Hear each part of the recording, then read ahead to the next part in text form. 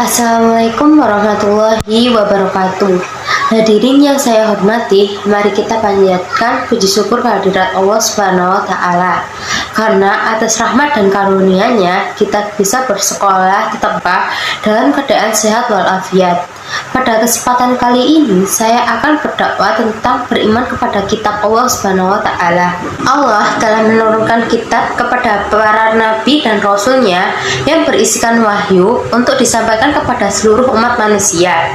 Jadi, iman kepada kitab-kitab Allah artinya percaya dan meyakini bahwa Allah mempunyai kitab yang diturunkan kepada rasulnya untuk menjadi pedoman hidup bagi umatnya.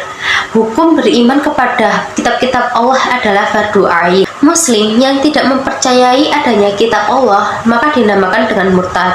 Beriman kepada kitab Allah adalah rukun iman yang ketiga. Mengimami kitab Allah berarti kita harus mempercayai dan mengamalkan segala sesuatu yang terkandung di dalam kitab tersebut. Iman terhadap kitab Allah merupakan salah satu landasan agama kita.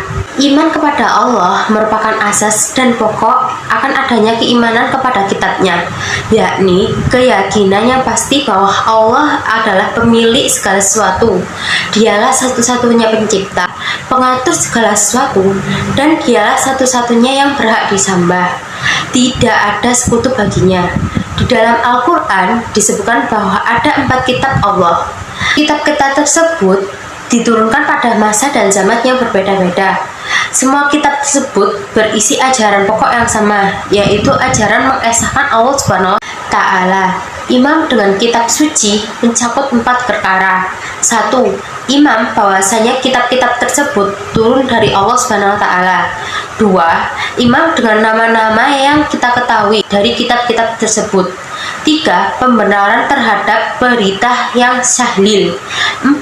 Pengalaman terhadap apa-apa yang tidak dinaks dari kitab-kitab tersebut, menerimanya dan berserah diri dengannya, baik yang diketahui hikmahnya maupun yang tidak diketahui. Penjelasan singkat tentang kitab-kitab Allah. 1. Kitab Taurat. Kitab Taurat berasal dari bahasa Ibrani. Kitab Taurat merupakan salah satu kitab suci Allah yang diwahyukan kepada Nabi Musa. Oleh orang-orang Kristen disebut dengan Old Testament. Isi pokok kitab Taurat dikenal dengan 10 hukum atau 10 firman. 10 hukum tersebut berisi asal 2 kitab Zabur. Kata Zabur berasal dari Zabara Yazburu Zab yang berarti menulis.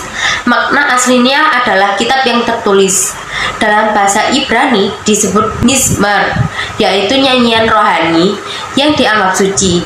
Sebagian ulama menyebutkan Mazmur, yang salah satu kitab suci yang diturunkan sebelum Al-Quran. Dalam bahasa Ibrani, istilah Zabur berasal dari kata Zimra, yang berarti lagu atau musik. Kitab Zabur adalah kitab yang diturunkan oleh Allah Subhanahu wa taala kepada kaum Bani Israel melalui utusannya yang bernama Nabi Daud alaihissalam. Kitab Zabur berisi kumpulan ayat-ayat yang dianggap suci. 3. Kitab Injil. Kitab Injil diturunkan oleh Allah Subhanahu wa taala kepada Nabi Isa alaihissalam, memuat keterangan-keterangan yang benar dan nyata, yaitu perintah-perintah Allah akan manusia mengesahkan dan tidak menyekutukannya dengan sesuatu apapun. Kitab Injil diturunkan kepada Nabi Isa sebagai petunjuk dan cahaya penerang bagi manusia. Nabi Isa diutus untuk mengajarkan tauhid kepada umat atau pengikutnya. Kitab ini ditulis menurut versi penulisnya, yaitu Matius, Lukas, dan Yahya. Mereka sebenarnya bukanlah orang-orang yang dekat dengan Nabi Musa. 4. Kitab Al-Quran. Kitab Al-Quran diturunkan kepada Nabi Muhammad SAW. Al-Quran diturunkan selama kurang lebih 23 tahun, atau lebih tepatnya 22 tahun, 2 bulan, 22 hari. Al-Quran terdiri dari 30 juz, 114 ayat, 6.236 ayat, 74.437 kalimat, dan 345 huruf.